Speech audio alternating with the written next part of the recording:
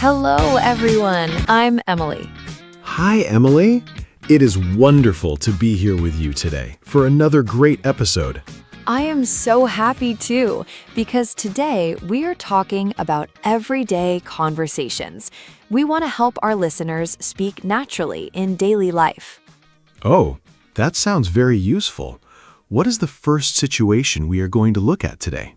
Let's start with the very beginning of the day. Paul, what is the first thing you say when you wake up? Well, if I see my family, I always say good morning with a big smile. It is simple, but it makes everyone happy. Ah, that is so true. Sometimes I am too tired, so I just say morning in a quiet voice. Yes, that is very common too. Morning is a great casual way to greet people you know well. Exactly. But what if you are talking to your boss at work? Do you say the same thing? No, definitely not. For my boss, I always use the full sentence, "Good morning, Mr. Smith." It sounds much more professional. Yes, exactly. It's all about who you are talking to. Small changes make a big difference in English. You are right. After greetings, I usually talk about my breakfast. I love talking about food in the morning. Oh, really? How do you ask someone about their breakfast? What phrases do you use? I usually ask my wife, "What are we having for breakfast today?" Or sometimes I say, "Did you make coffee yet?" Wow. Did you make coffee yet? Is a question I ask every single day. I really need my coffee to wake up. Me too, Emily.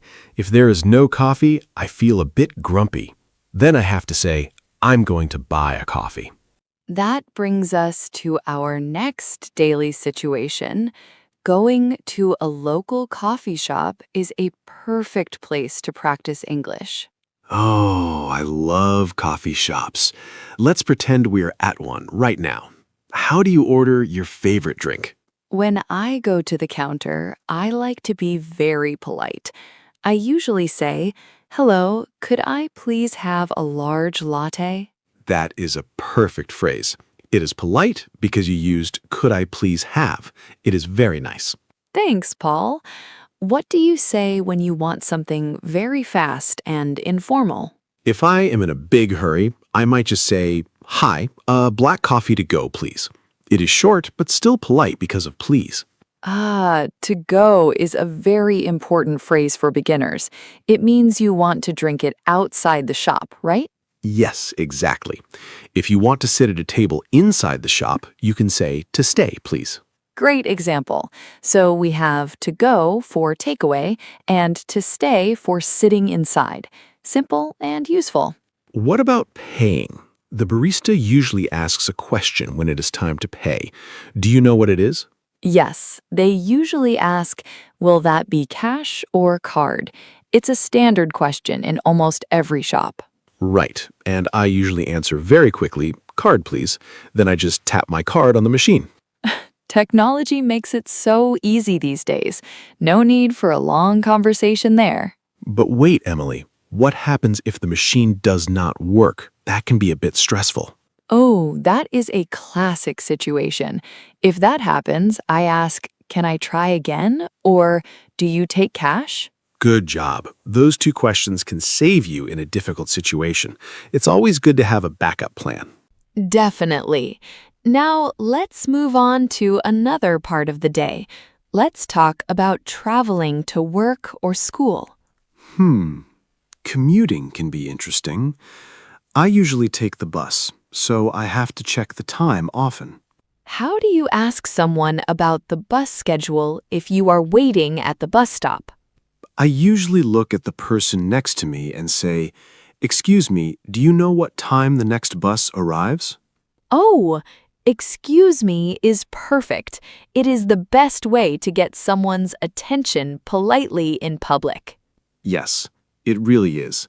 And if the bus is very late, people might say, "The traffic is terrible today." Ugh, traffic. Nobody likes traffic. If I am late for a meeting, I have to call my coworker. What do you say on the phone when you are stuck in traffic and running late?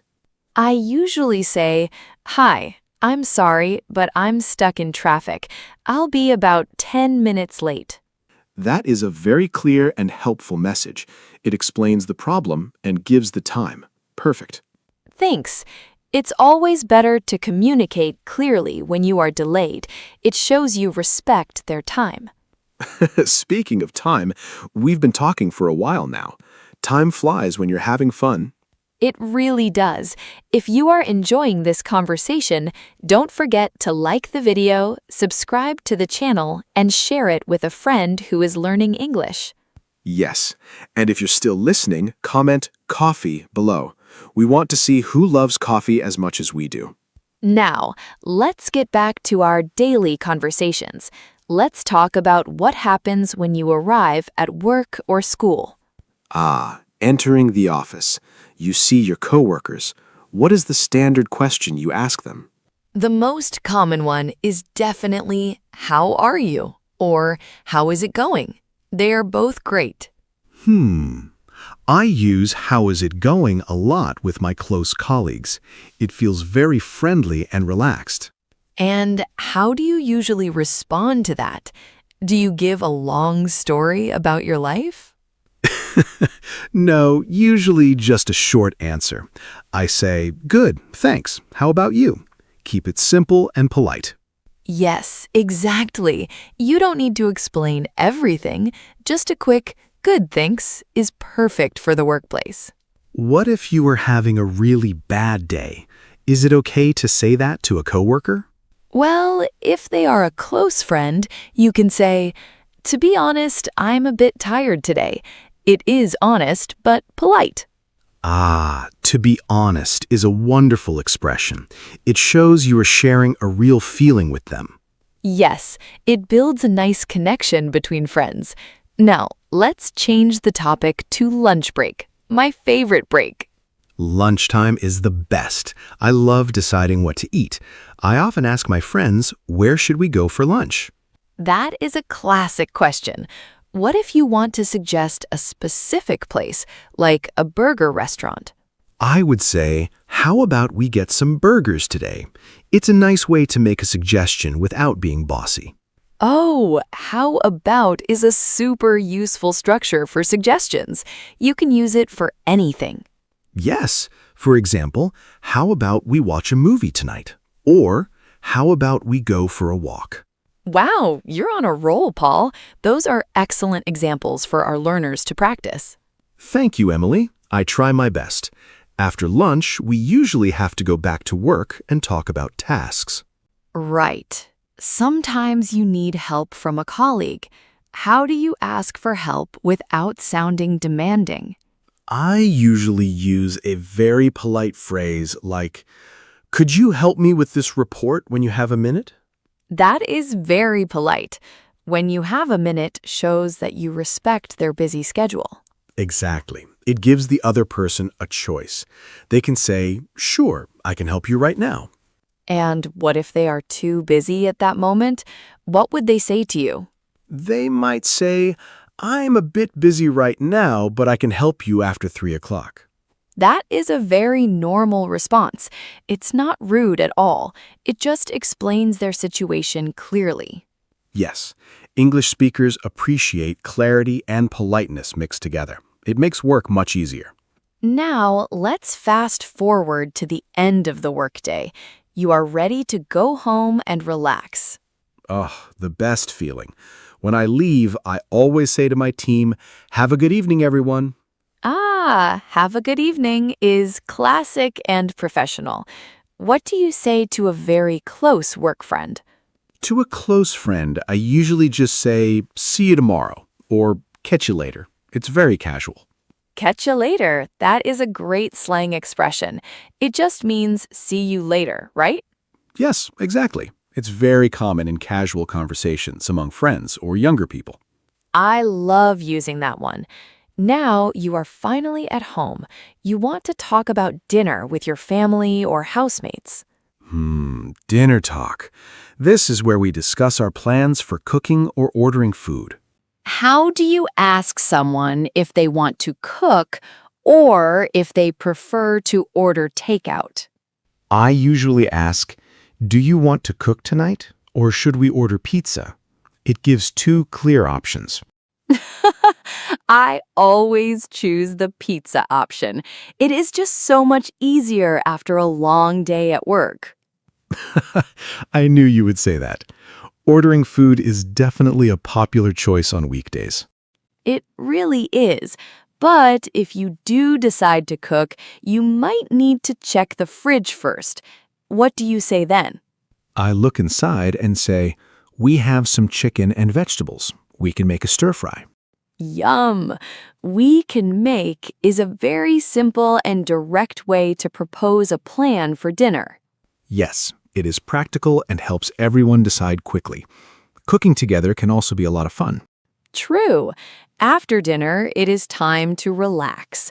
People usually talk about their favorite evening activities. Emily, what do you usually do to relax in the evening? Do you watch television or read? I love to watch a good series. I often tell my friends, I'm watching a really interesting show right now. Oh, that's a great conversation starter. Then your friends can ask, what is it about? Exactly, and I can describe it simply. For example, it's a story about a family living in London. Simple present tense is perfect for describing the plot of a book or a television show. It keeps it clear. Yes, exactly. No need for complicated grammar when you're just chatting about a show with friends. What about reading?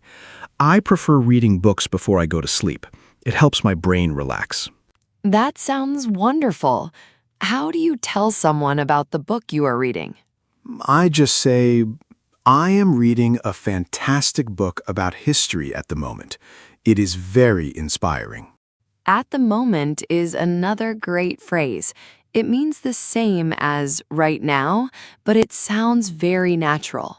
Yes, it is a nice variation to use, so you don't repeat now too many times in a conversation. Speaking of variations, let's talk about the weekend. Weekend plans are a major topic of conversation during the week. Oh yes, on Thursdays and Fridays, everyone asks, do you have any plans for the weekend? That is the #1 weekend question. And how do you answer if you don't have any specific plans? I usually say, not much, just relaxing at home. How about you? It's an easy way to return the question. Perfect. And if you do have an exciting plan, like going to the beach, what do you say then? I say, yes, I am going to the beach with some friends on Saturday. I am so excited. Ah, you used I'm going to.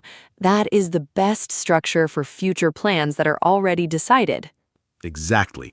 We use going to for plans we have already made. It shows certainty about the future. Good job, Paul. You explained grammar so naturally through our conversations. Our listeners must love it. Thanks, Emily. I think examples are always better than long lists of rules from a textbook. I agree completely. Real conversations help you learn English the way people actually speak it every day. Let's think about one more common situation. Talking about the weather. People love talking about the weather. Especially in English-speaking countries. It is the ultimate small talk topic. How do you start a conversation about it?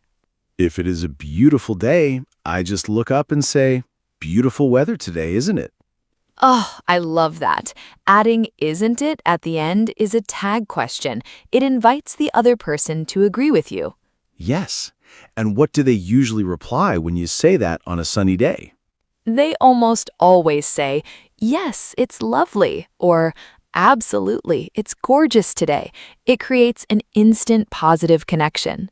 But what if it is raining cats and dogs? What do you say when the weather is terrible? Raining cats and dogs is a funny idiom.